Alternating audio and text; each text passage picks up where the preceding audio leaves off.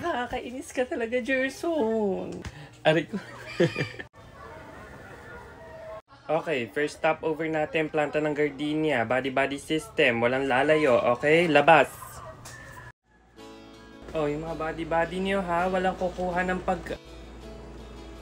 Diyan, Gerald Napoles, isoli mo yung tinapay na yan dyan.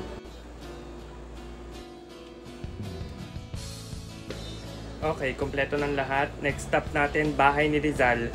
Mag-aral kayo mabuti dahil gagawa kayo ng reflection paper minimum of 500 words.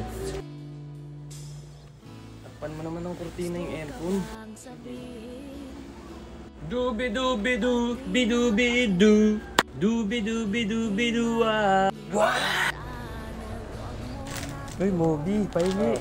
Wang mong sasabihin. Uy, wala pang chorus. Galing nga.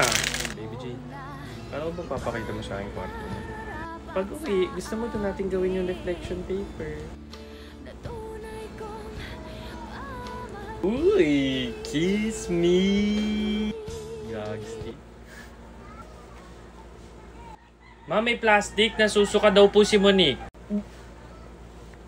Bigyan niyo si Monique ng snow bear. Ay, bigyan niyo ng plastic yan. Sabi ko sa'yo, magbonamin ka eh.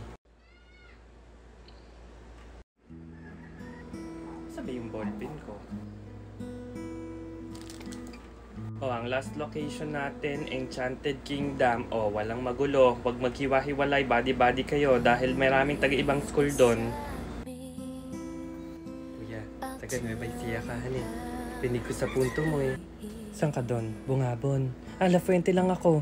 Nasaan ang misis mo? Single dad. Ay, Diyos ko, 53 na ako. Di ba halata?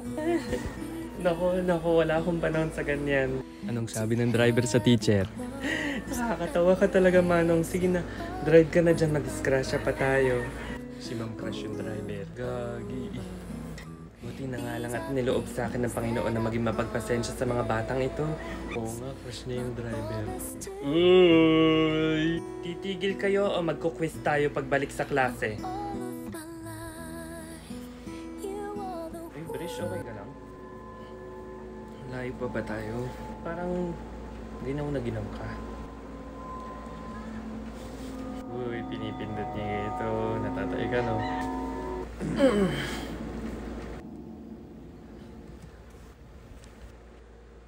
Ang baho. Ma'am, si Bresh po ata tumae.